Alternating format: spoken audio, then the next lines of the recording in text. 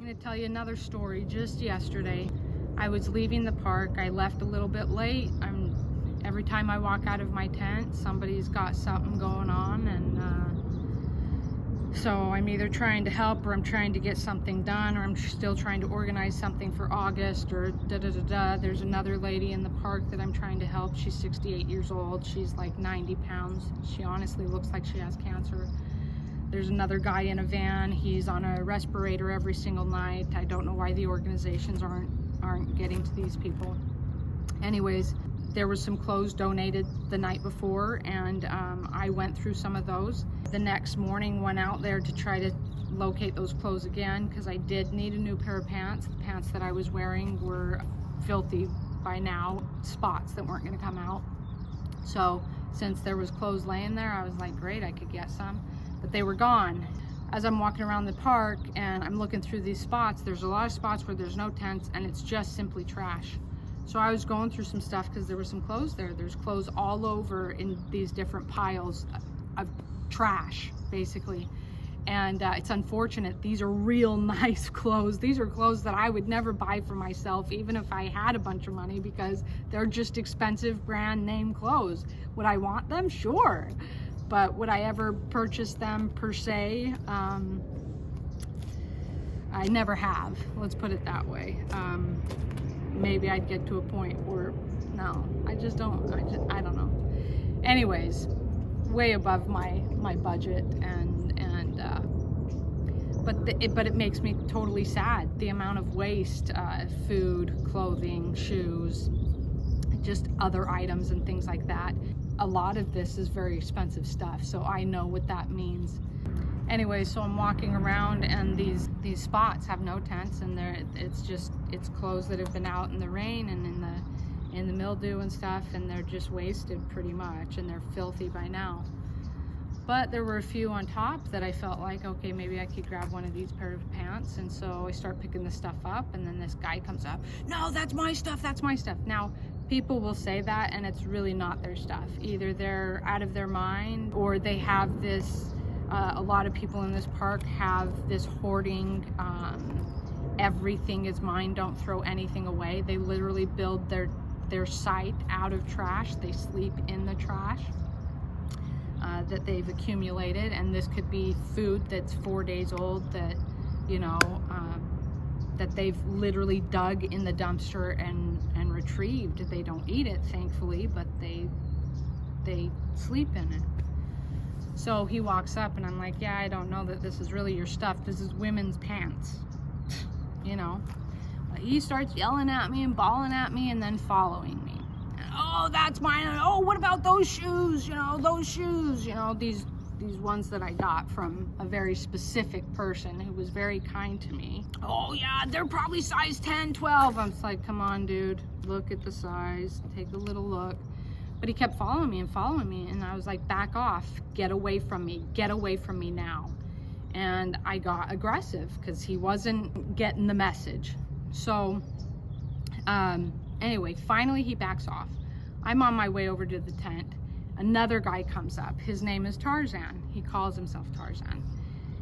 Half the time not wearing a shirt, or at least an unbuttoned or unzipped shirt. And yeah, to be honest, he is beautiful. He's the most beautiful one in the park. He could probably be a model. He's beautiful, but he's doped out of his mind. He is always on some sort of drug, and he's just crazy, and he does crazy stuff, and he's assaulted physically and sexually some of the women in the park, including August. So I've had 4 interactions with this guy. I try to stay completely clear of him, but every time he's around, those 4 times, it causes a fight with people, I haven't even talked to him, so I back off, One night he did come up, me and August are sitting there, and he comes up and he continues to ask me for sexual favors. So another day, me and August are sitting in her tent door, and he just goes right past me into her tent and lays right next to her and touches her leg. And I'm about ready to pounce on the guy. Luckily he backs off, and both of us are like, get out of here, get out of here. But as he was coming into the tent, like, I grabbed his shoulders, and I was trying to hold on. Can't hold on to the guy. I mean, honestly, he could have taken both of us if he wanted to, but it was broad daylight and things like that, and there were other people around, thankfully. But, you know, just, I want to say just a complete idiot, but I don't know what he would be like if he wasn't on the drugs. Like, every time I've seen him, he's on or he's coming off. So, I don't know if he has true mental problems, but he acts like a 12-year-old half of the time. But he's built and, yeah. So, anyways, he walks up, he's in the parking lot, so I'm going around, because again, I don't ever talk with him or interact with him. I'm going around, and he comes right in front of me, which he does all the time to people, so you have to, you know, confront him. And I'm like, get out of my way, move. And I go around him, and so he laughs it off, and he's like, ha ha ha, yeah girl, you get it. And he hits my backpack.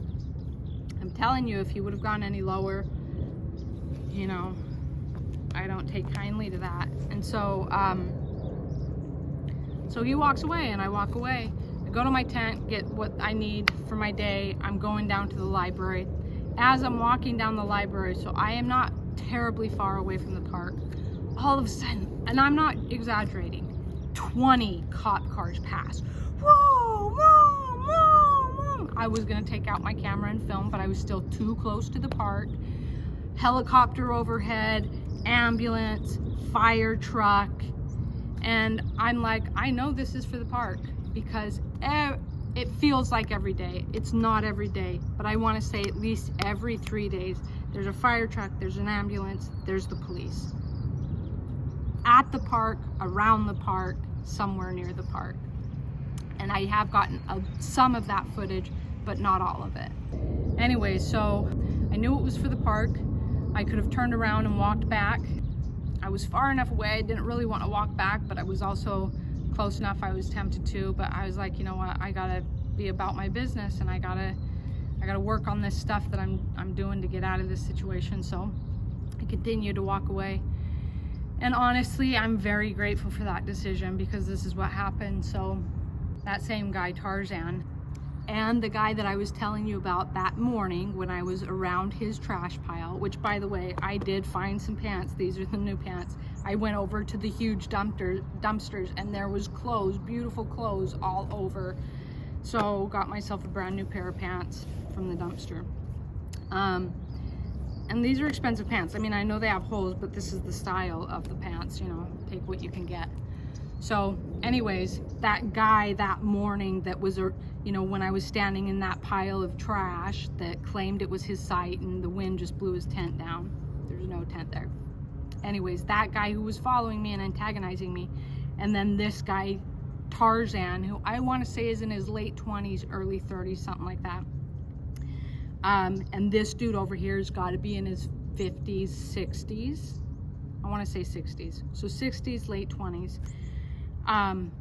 They got into a fight, and I don't know why they got into a fight, but there again, that's Tarzan's mode of operation. He just antagonizes people and then gets into a fight with them.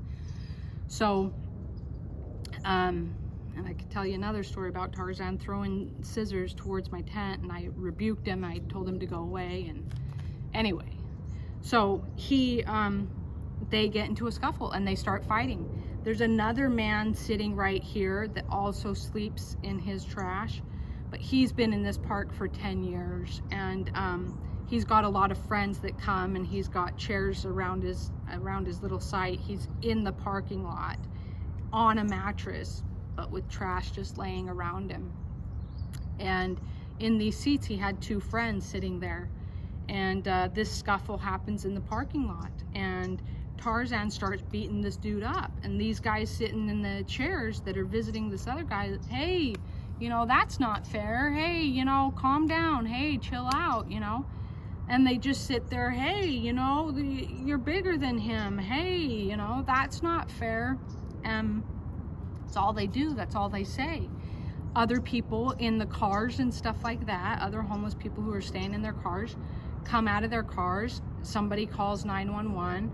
This other guy that I talk to a lot, he comes over, he calls 911. And they're all just like, whoa, whoa, as he's getting pummeled, and I mean pummeled. Like he's on the ground and Tarzan is just wailing on him to the point, and he's hitting his head against the asphalt. This guy is no longer conscious, okay? He's completely gone. And he's just beating the crap out of him, kicking him, hitting him, slamming his head on the concrete. And nobody's really doing anything. 2 people are calling 911. The rest of the people are just standing around. Hey, whoa, whoa. You know? Some other guy who, you know, again, I will remain nameless, but he comes up. He lives in the area in a nice home, I assume.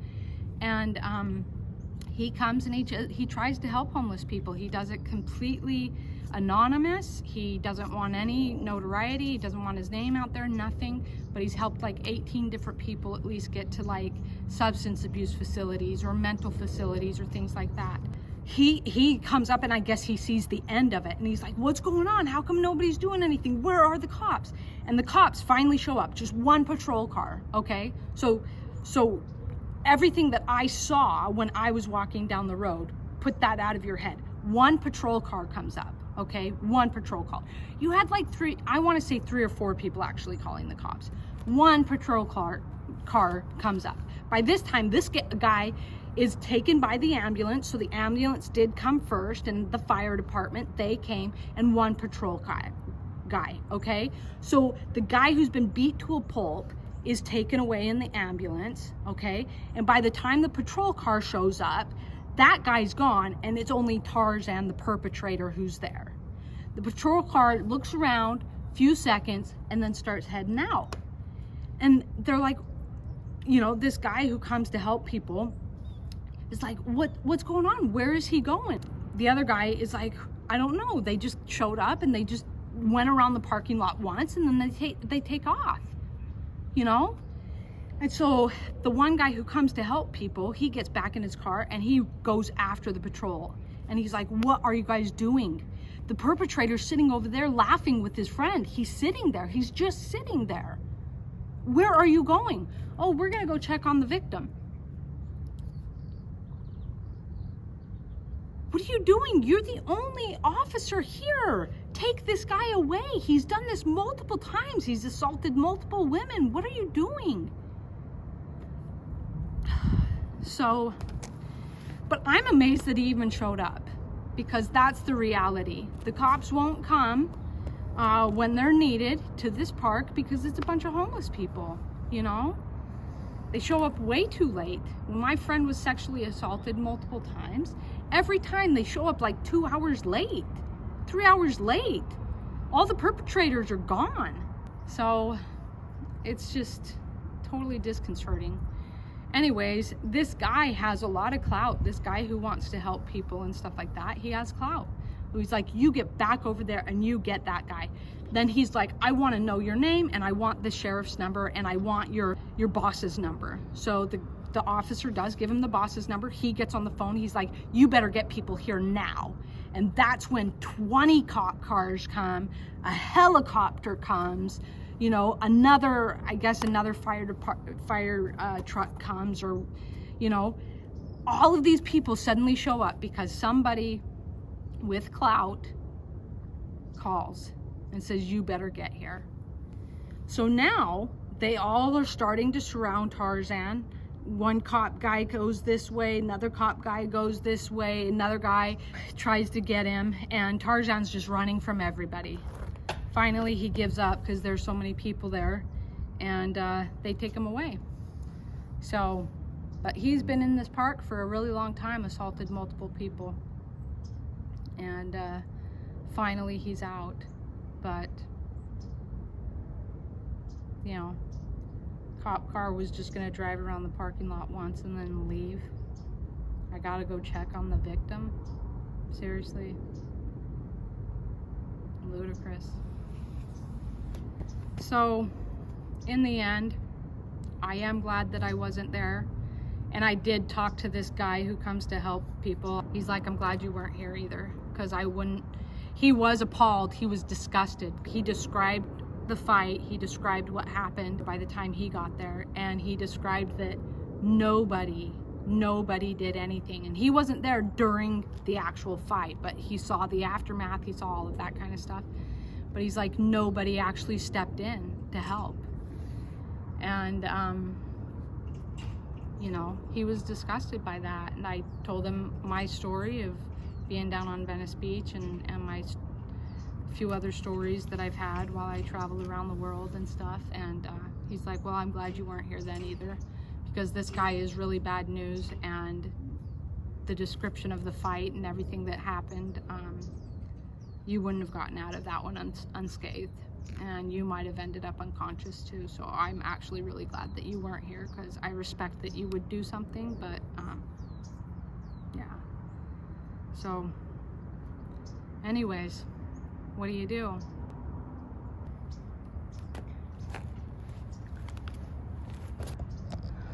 Just one of the few stories. Isn't this kind of ironic too? Look at all those houses. Okay. This is LMU Fountain. And then can you see all of those, can you see right there, all of those, that whole line, my finger just crossed it, that whole line of RVs down there. Just Line and Jefferson. 2-3 people were murdered down there over the summer. That's the marshes that I was at, where August sometimes goes and stays. One of the places. I will add one more thing. The next day, the guy's in the hospital. He's critically injured, so who knows how long he's gonna be there. I went over to go to the bathroom in the morning at Ralph's, and I'm walking back across the street, and I see somebody at his spot. You know, the guy's going through his stuff, who saw him get beat up and knew he was in the hospital. Then that morning goes through all of his stuff, and he's notorious for going around and just kind of going through people's stuff. He's an old man, but you know, he knew the guy that was beat up. He knew the guy was in the hospital. So anyway, it's crazy.